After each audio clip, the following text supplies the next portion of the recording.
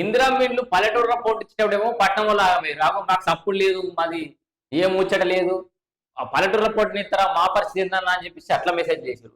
ఇప్పుడు మళ్ళా హైదరాబాద్ లో ఎల్ఐజి ఇందిరమ్మ ఇండ్లు అని చెప్పేసి రాగానే మళ్ళీ పల్లెటూరులో పరిచయం అవుతారు. ఏం పరిచయం కాకురి, పల్లెటూరులో ఆల్రెడీ మొదటి విడత పూర్తిగా వచ్చింది. ఇప్పుడు రెండో విడతకు సంబంధించిన అంశం ఏది, సో పల్లెటూర్లలో గ్రామాలలో ఇది రూరల్ ఏరియాకి సంబంధించిన ఇందిరమ్మ ఇల్లు రెండో విడతకు సంబంధించిన అంశం అయితే వచ్చింది.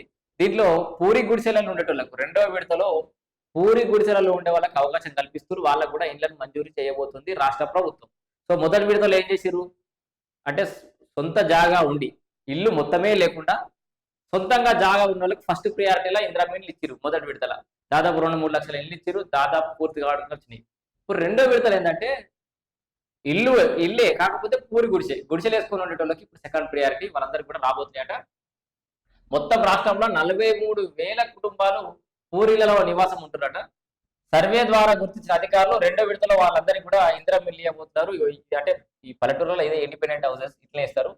సో దీంట్లో ఏముంది, రాష్ట్ర ప్రభుత్వం రెండో విడతలో భాగంగా పూరిలలో నివాసం ఉంటున్న 43,000 కుటుంబాల వారికి ఇందిరమ్మ ఇల్లు ఇవ్వనుంది. రాష్ట్ర వ్యాప్తంగా నిర్వహించిన సర్వే వచ్చిన దరఖాస్తుల ఆధారంగా మొత్తం 82,890 కుటుంబాలు పూరిలో నివసిస్తున్నట్లు అధికారుల దృష్టికి వచ్చింది. అయితే ఈ సమాచారం ఆధారంగా క్షేత్రస్థాయిలో జగన్ అక్కడ పూరీలు ఉన్నాయా లేదా దాంట్లో ఏముందని మొత్తం సర్వే చేశారు.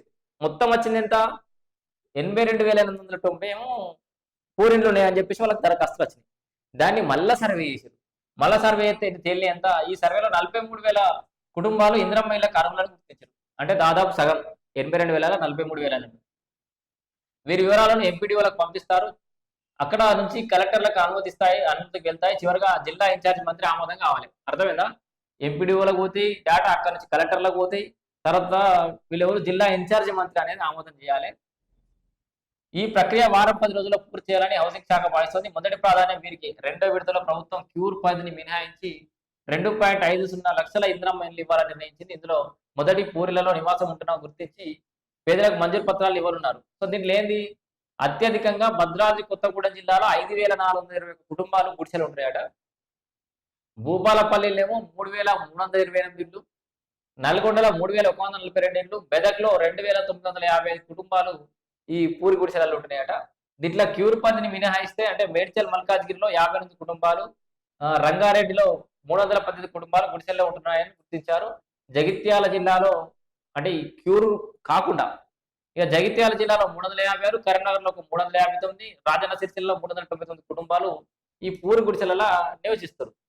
సో కేటాయించిన అయితే దీంట్లో ఈ పూరి గుడిసెలకి కేటాయించిన తర్వాత మిగతా లబ్ధిదారులు L1 అత్యంత పేదలు గుర్తించి ఇందిరమ్మ ఇళ్లను మంజూరు చేస్తారు.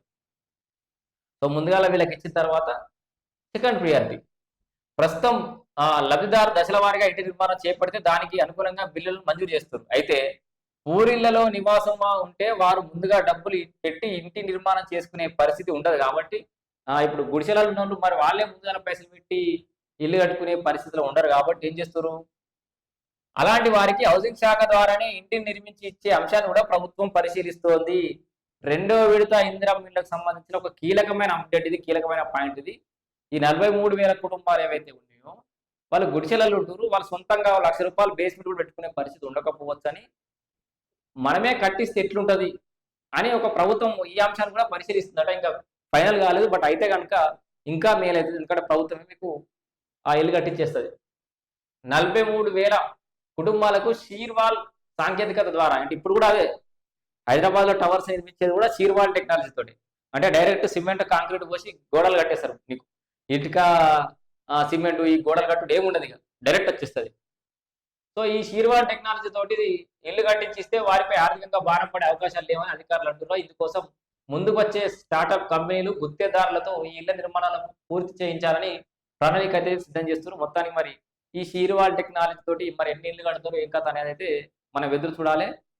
రెండో విడత ఇందిరమ్మ ఇల్లు పూరి గుడిసెల వాళ్ళకి అవకాశం ఇస్తున్నారు. తెలంగాణ రాష్ట్ర వ్యాప్తంగా 82,000 అప్లికేషన్లు వస్తే దాన్ని మళ్ళా సర్వే చేస్తే 43,000 మంది లబ్ధిదారులు ఏరిరు. ఇప్పుడు పల్లెటూర్లలో ఇది నేను చెప్పేది ఇందిరమ్మ ఇల్లు 43,000 కుటుంబాలు అనేది పూరి గుడిసెలు.